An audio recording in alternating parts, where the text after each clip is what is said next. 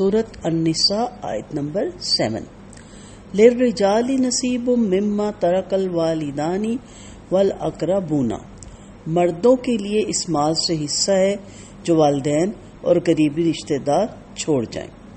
वलिन्निसाई नसीबुम मिम्मा तरकल वालिदानी वल अकरबूना, इसी तरह औरतों के लिए भी इस माल में हिस्सा है जो वालिदैन और करीबी रिश्तेदार छोड़ जाएं। मिम्मा कल्ला मिनहुम औ कसुर नसीबम मफरूजा, हर ख्वाह ये तरका थोड़ा हो या ज्यादा हो, हर एक का तय शुदा हिस्सा है। वरासत की तकसीम के इल्म को इल्मुल फराइज और इल्मुल मिरास कहते हैं। इसका सीखना फर्ज कफाया है। किताब व सुन्नत में जिन वर्सा के हिस्से मुकर्रर हैं उन्हें ज़विल फरूज कहते हैं। ज़विल फरूज की अदायगी के बाद जो बच जाए वो असबा को मिलता है। असबा मैयत के करीब तरीन रिश्तेदार मर्द को कहते हैं। सबसे पहले असबा औलाद से देखा जाएगा, फिर चचाओं में से, फिर उनके बेटों में से। जिसकी विरासत तकसीम हो रही है उसको उसकी मौत के वक्त तमाम वर्सा का जिंदा होना जरूरी है। विरासत का अगर मैयत के फौरन बाद या कुछ अरसे बाद इंतकाल हो जाए वारिस का तो वो भी विरासत का हकदार होगा। अगर मैयत की बीवी हामला है तो बच्चे की पैदाइश के बाद विरासत तकसीम होगी, क्योंकि लड़का है तो उसको डबल मिलेगा, लड़की है तो उसको सिंगल मिलेगा। तलाक रजई वाली विरासत लेगी मैयत के माल से, तलाक बाइन वाली को नहीं मिलेगा।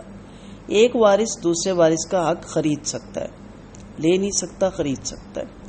इस्लाम में कानून विरासत का दारोमदार 3 चीज़ों पर है। नसब यानी औलाद, निकाह मियाँ बीवी एक दूसरे के, फिर विरासत का जितना उनका हिस्सा अल्लाह ने मुकर्रर किया हकदार है। वलाया आज़ाद करदा गुलाम, आज़ाद करदा गुलाम जिसका कोई रिश्तेदार ना हो तो उसका मालिक ही उसका वारिस होगा। ले पालक बच्चों का विरासत में कोई हिस्सा नहीं। हाँ, आप 1/3 की उनके लिए जो है वसीयत करके जा सकते हैं। इस आयत में वाज़िह तौर पर 5 कानूनी हुक्म दिए गए। मिरास सिर्फ मर्दों ही का हिस्सा नहीं बल्कि औरतों का भी उसमें हक है। नंबर 2, मिरास बहरहाल तकसीम होनी चाहिए ख्वाह कितनी ही कम क्यों ना हो। नंबर 3, मैयत के माल को काबिल तकसीम करार दिया गया है। इसमें मनकूला और गैर मनकूला, ज़रई और गैर ज़रई, अबाई और गैर अबाई की कोई तफरीक नहीं रखी गई। और नंबर 4, मौरस की ज़िंदगी में कोई हक़ मिरासत पैदा नहीं होता। और नंबर 5, करीब तर रिश्तेदारों की मौजूदगी में बाईद तर रिश्तेदार मिरास नहीं पाएंगे। अरब का दस्तूर था बेटियां मिरास से महरूम रहती थी, बल्कि औरतें तो खुद एक मिरास का हिस्सा थी।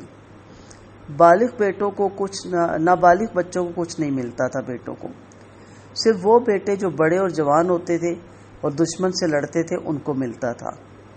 याद रखिएगा, आदमी जो कानून बनाता है इसमें किसी न किसी पहलू की तरफ उसका झुकाव पैदा होता है और किसी न किसी का नुकसान होता है।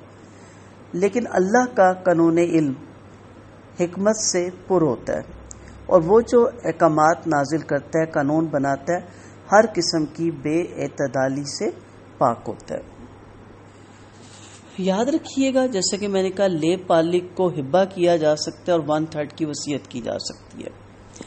हिब्बा यानी तोहफे के तौर पे अपनी ज़िंदगी में आप दे सकते हैं। आपके मरने के बाद आप उसको हिब्बा कोई आपकी जगह नहीं कर सकता। अगर आप लिख के भी चले जाए तो वो नहीं माना जाएगा। ज़िंदगी में आप अपनी विरासत के, अपनी चीज़ों के मालिक हैं, जैसे भी चाहे उसको हिब्बा कर सकते हैं, दे सकते हैं। हिब्बा करने के बाद उसकी विरासत पर कोई असर नहीं पड़ेगा, वो उसका भी हकदार होगा। अगर किसी को आप हिब्बा करते हैं और वो वारिस भी था और आपकी डेथ के बाद वो इसी तरह बाकी विरासत में भी हकदार होगा। वरासत के हक में वसीयत जायज़ नहीं।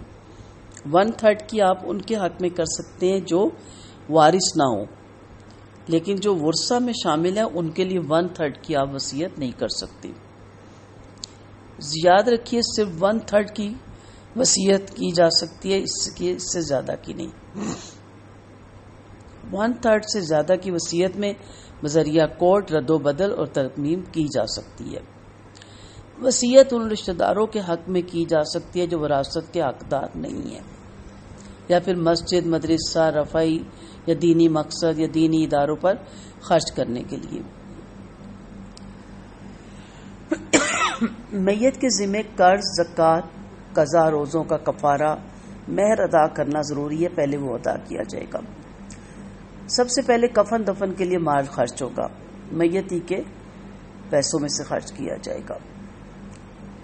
اگر آپ اپنی زندگی میں وراثت تقسیم کرنا چاہتے ہیں تو پھر بیٹیوں اور بیٹوں کو برابر دیا جائے گا۔ عرب میں عورتوں کو میراث میں شامل کرنے کا دستور نہ تھا، بلکہ عورت خود ورثہ شمار ہوتی تھی۔ اس آیت کی روح سے اللہ تعالیٰ نے عورت کو اس ذلت کے مقام سے نکال کر وراثت میں حصہ دار بنا دیا۔ آج عورت کہتی ہے مجھے ملا کیا؟ عورت کو سب کچھ دیا ہی اسلام نے، اور وہ جو کھڑے ہو کے مانگتی ہے حق، یہ حق بھی اس کو اسلام نے ہی دیا۔ اسلام نہ آتا اور اسلام میں عورت کے اتنے حقوق نہ ہوتے، اتنی عزت نہ ہوتی، تو آج عورت میراث ہی تھی اور اسی طرح تقسیم کی جاتی جیسے دور جہالت میں تقسیم کی جاتی تھی۔ اور جیسا کہ میں نے کہا کہ اس سے جو احکامات نکلتے ہیں، نمبر 1 میراث میں صرف مردوں کا نہیں عورتوں کا بھی حصہ ہے۔ نمبر 2 ورثہ خواہ تھوڑے ہو یا زیادہ، جائیداد خواہ منقولہ ہو یا غیر منقولہ، ہر حال میں تقسیم ہوگی۔ پھر نمبر 3 قریبی رشتہ داروں کی موجودگی میں دور کے رشتہ دار محروم ہوں گے، اور نمبر 4 قریبی رشتہ داروں کا حصہ بھی مقرر ہے، جن کی تفصیل اس صورت کی آیت نمبر 11 اور 12 میں آ رہا ہے۔